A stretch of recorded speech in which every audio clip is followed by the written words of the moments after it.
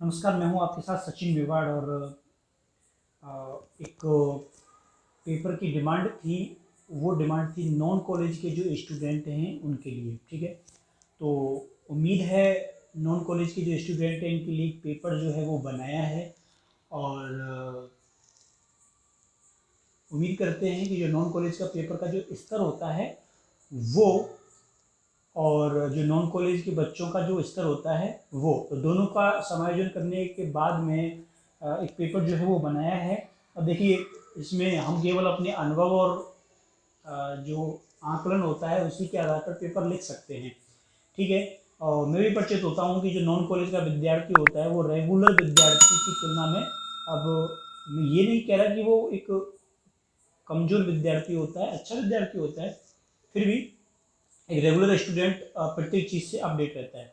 देखिए, प्रश्नों का मैं आप लोगों के सामने प्रस्तुतिकरण कर रहा हूँ, आप लोग देखना बहुत अच्छे से।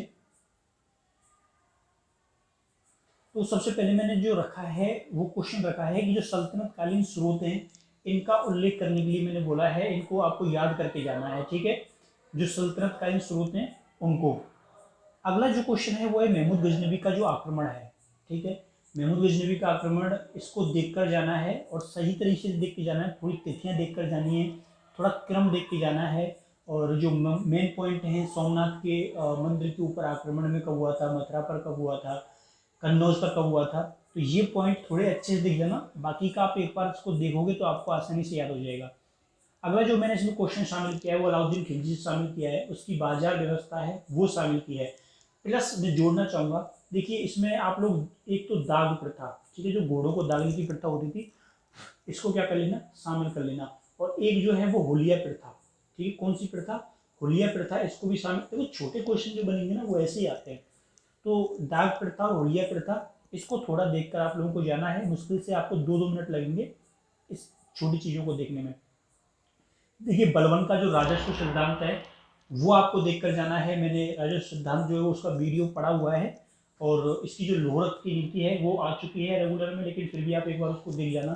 ठीक है, रजिया सुल्ताना का उल्लेख कीजिए। देखो, रजिया सुल्तान आ सकता है कि भारत की प्रथम महिला सुल्ताना के बारे में, रजिया सुल्ताना के बारे में पूछा जा सकता है। इनके पिता इल्तुतमिश के बारे में क्वेश्चन बन चुका है।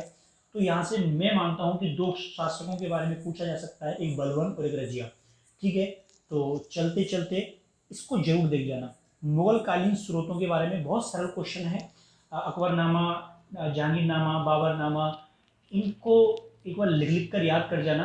इनके राइटर जो हैं उनको देख जाना।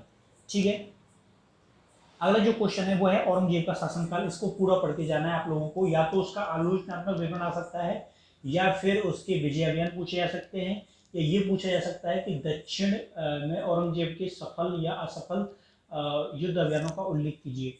ठीक है, अब देखो ये मैंने जो लाइन लिखी है ना, इसमें आश्रम व्यवस्था, वर्ण व्यवस्था, दास प्रथा और कृषि व्यवस्था, मेरे हिसाब से आपको इसको कवर करने में आधा घंटा से ज़्यादा नहीं लगेगा। ठीक है, आश्रम व्यवस्था से सब परिचित हैं, कक्षा 10 से पढ़ते आ रहे हैं। वर्ण व्यवस्था से सब परिचित हैं, ब्राह्मण क्षत्रिय वैश्य, ज़्यादा नहीं है। दास प्रथा सब परिचित हैं, युद्ध और पैसे की खरीद से इन लोगों को किया जा सकता था। एक इसमें एक चीज़ और जोड़ लेना, जो विवाह संस्कार हैं। ठीक है, कौन से 16 जो विवाह संस्कार हैं उनको थोड़ा देख जाना। निश्चित तौर पर यहाँ से क्वेश्चन बनेगा। अभी तुम्हारा पेपर हो जाएगा, उसके बाद आप लोग देखोगे इस चीज़ को। ठीक है, तो इन चीज़ों को डेफिनेटली दिख जाना। देखो, अगला जो आता है वो आती है मुगल कालीन स्थापत्य कला का उल्लेख। अब देखो ये इसके ऊपर मेरे पास एक वीडियो पड़ा हुआ है, मैं वो डाल दूंगा।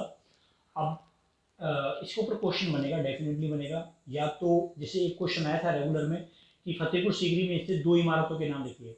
ठीक है, छोटा क्वेश्चन बन के आया था, बड़ा क्वेश्चन भी बना था। तो वहाँ आप लोग बता सकते थे कि जामा मस्जिद है वहाँ पे फतेहपुर सीकरी के अंदर, ठीक है, बुलंद दरवाजा है वहाँ पे, और जोधाबाई का महल भी है फतेहपुर सीकरी के अंदर। तो आप लोग बता सकते थे। विजयनगर साम्राज्य की स्थापना, देखो विजयनगर और बहमनी साम्राज्य, और जो रायचूर दुआ का क्षेत्र है, या फिर हरियर और बुक्का, या फिर हरियर प्रथम, बुक्का प्रथम, इनसे क्वेश्चन बन सकता है। ठीक है, एक मैं कहना चाहूँगा जो प्रांतीय राज्यों का जो उदय है, मैं इतना तो नहीं बताऊंगा क्योंकि तुम्हारे पास 3 से 4 दिन है। तो इसको आप लोग देख जाना, विजयनगर साम्राज्य की स्थापना और उसकी जो शासन व्यवस्था है उसके बारे में बहुत सरल है। आप लोग एक बार हरिहर और बुक्का के शासनकाल को जरूर देख जाना। एक है फिरोज शाह तुगलक की कृषि व्यवस्था, ठीक है, ये बड़ा क्वेश्चन है। इस बड़े क्वेश्चन को देख के जाना है, उसकी जो नहर व्यवस्था है, कृषि व्यवस्था है, उसका शासनकाल है, उसके चिकित्सालय निर्माण है, काफ़ी इजी क्वेश्चन है। उसने जो जनहित में जो कार्य किए थे वो आपको देख कर जाने हैं, ठीक है। तो मैंने इतना हार्ड पेपर भी नहीं बनाया खींच के, कुछ क्वेश्चन हैं बहुत ही इजी क्वेश्चन हैं और पेपर का लेवल भी कुछ ऐसे ही रहने वाला है, ठीक है। देखो मैंने इसी में ही सेकंड पेपर के क्वेश्चनों का समायोजन किया है। एक आपको बौद्ध धर्म देख के जाना है, महात्मा बुद्ध की शिक्षा पढ़ के जानी है और महात्मा बुद्ध का थोड़ा देख जाना है आप लोगों को। एक आपको संगति जो है, 4 संगतियों का जो आयोजन हुआ था वो देख जाना, काफ़ी इजी है और कराई हुई है मेरे यूट्यूब पर उपलब्ध है। तो महावीर बौद्ध का जीवन जो काल है वो जरूर आपको देख कर जाना है।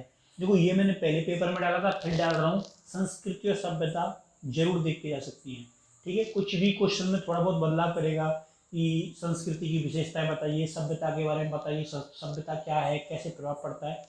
आपको बिल्कुल भी चिंतित नहीं होना है, आपको अपना उत्तर लिखना है।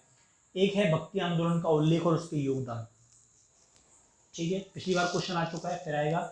यहाँ पर आप लोगों को एक मीरा, रैदास, दादू और चैतन्य, ठीक है, इनको पढ़ जाना है। काफ़ी सरल है। मीरा को तो आप बचपन से पढ़ते आ रहे हो, ठीक है, रैदास उसके गुरु हैं, उनको पढ़ते आ रहे हो, दादू चैतन्य महाप्रभु, ठीक है। इसमें एक चीज़ आपको देखने को मिलेगी, द्वैतवाद अद्वैतवाद सिद्धांत, काफ़ी सरल है, देख जाना। वेद और वैदिक व्यवस्था का उल्लेख, देखो वेद 4 होते हैं, सबको पता है, ठीक है। ऋग्वेदिक जो काल है उसको आप लोगों को देख कर जाना है। उस समय की जो बिल्कुल सरल सरल है ये, बिल्कुल उस समय महिलाओं की स्थिति अच्छी हुआ करती थी, समाज में वर्चस्व हुआ करता था, तो ये सारी चीज़ें आपको देख कर जानी है। रामायण और महाभारत का उल्लेख गीता का पूछा जा चुका है, इन दोनों को आप देख जाना। इसमें तुलसीदास जी की रचनाएं भी आपको याद करके जानी है। तो रामायण और महाभारत का आपको बहुत कुछ मालूम है, थोड़ा इसके बारे में देख जाना। एक सूफीवाद और जो चिश्ती सिलसिला है, ठीक है, सूफीवाद मैंने बताया था कि वो लोग जो मस्जिद के बाहर रहते थे और इस्लाम का प्रचार प्रसार करने में विश्वास करते थे, वो सूफीवादी कहलाए। इसकी परिभाषा एक ये है कि जो लोग सूती वस्त्र धारण करके इस्लाम का प्रचार प्रसार करते थे, रात्रियों में जागरण और गाने के माध्यम से, वो सूफी कहलाए। और एक चिश्ती सिलसिला जो है इसके बारे में आप लोगों को देख के जाना है। प्रमुख शैली, ठीक है, नागर शैली, बेसिर शैली, द्रविड़ शैली, एक बार देख जाना। और जो स्थापत्य कला है, ठीक है, स्थापत्य कला में आप लोगों से दिलवाड़ा के जैन मंदिर के बारे में पूछा जा सकता है, अजंता के बारे में पूछा जा सकता है, तो ये भी देख कर जाना है।